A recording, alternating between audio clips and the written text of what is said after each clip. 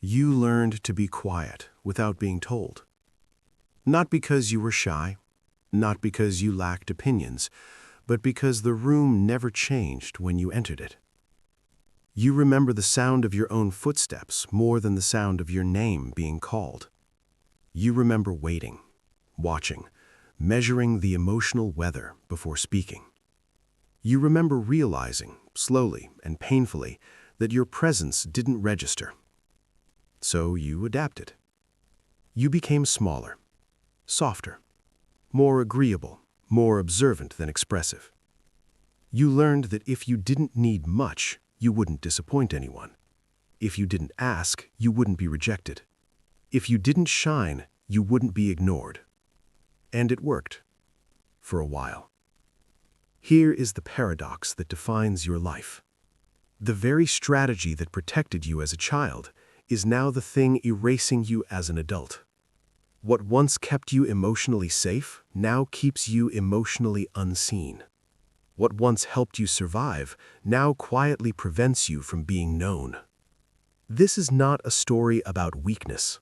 It is a story about adaptation. Because invisible children don't disappear. They become experts at reading the room. They become emotionally intelligent far too early. They become self-sufficient not because they want to, but because no one noticed when they weren't. And somewhere along the way, you stopped asking the most important question. What do I want? Psychologically speaking, invisibility is not a feeling. It is a developmental environment. When a child grows up without consistent emotional attunement, without being mirrored, responded to, or emotionally prioritized, the nervous system adapts in specific, predictable ways. This is known as emotional neglect schema. Unlike overt trauma, emotional neglect is defined by what didn't happen. No one asked how you felt. No one noticed when you withdrew. No one made space for your inner world. To a developing brain, this absence is not neutral. It is interpreted as a message. Your needs are a burden. Your emotions are irrelevant. Your presence does not matter. From here, several psychological adaptations emerge. First, hypervigilance. The invisible child becomes exquisitely tuned to others. They track tone shifts, facial expressions, silences. Not out of curiosity, but survival. They learn to anticipate needs before needs are spoken, because being useful is safer than being visible. Second, avoidant or anxious avoidant attachment. Connection becomes dangerous. Needing feels risky. So closeness is managed, not experienced. You crave intimacy, but only at a distance. You want to be known, but not fully seen. Third, identity diffusion. Without reflection, the self does not consolidate. The child learns who to be by watching others, not by exploring themselves. They become adaptive rather than authentic. Neuroscientifically, this reshapes the default mode network, the brain system responsible for self-referential thought. Instead of asking, "Who am I?" the mind asks, "What do they need me to be?" Invisibility doesn't erase intelligence. It redirects it inward, often turning it into self-monitoring, self-editing, and self-silencing.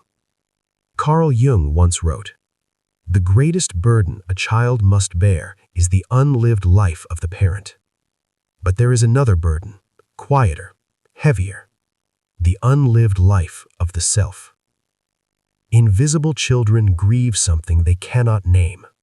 There was no clear loss, no moment to point to. Just a slow erosion of self-expression. You sacrificed authenticity for acceptance, again and again, moment by moment.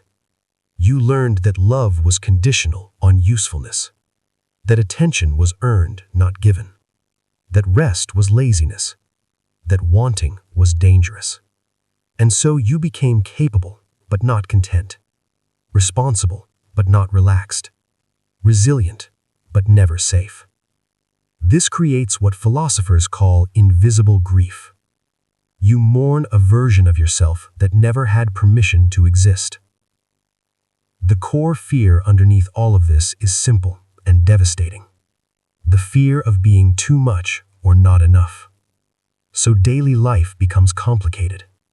You rehearse conversations in your head. You downplay achievements. You apologize for existing. You struggle to rest without guilt. Even joy feels unsafe, because joy requires presence, and presence was once punished by neglect. Rilke warned that when we do not live our truth early, it returns later as unrest. This is that unrest. These patterns do not disappear with age, they evolve. You might recognize them now.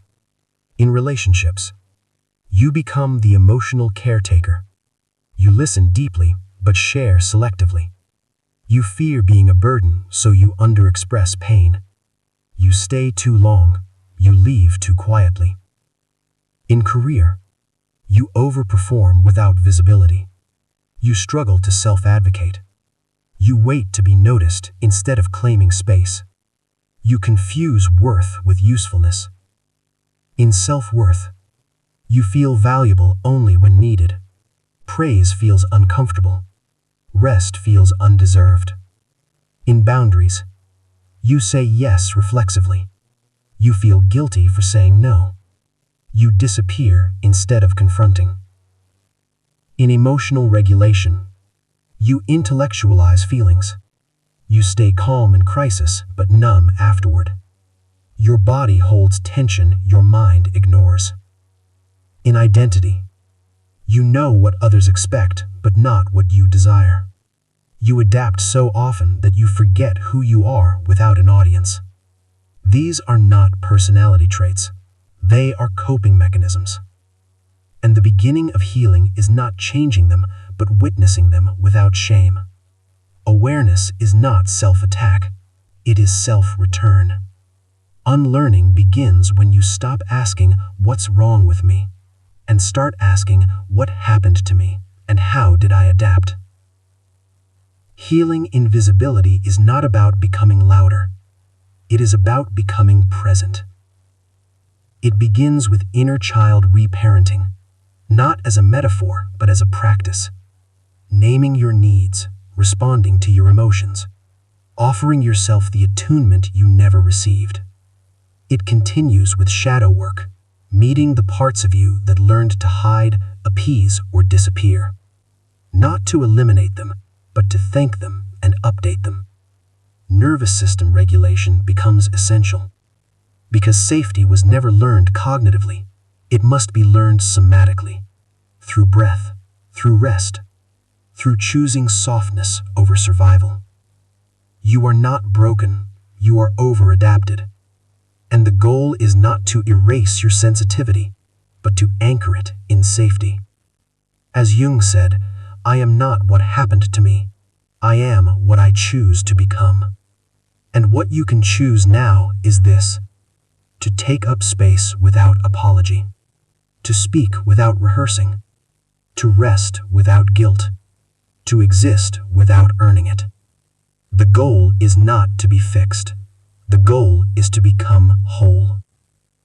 If this story named something you've lived but never have language for, share it. Not because you're broken, but because you're finally visible.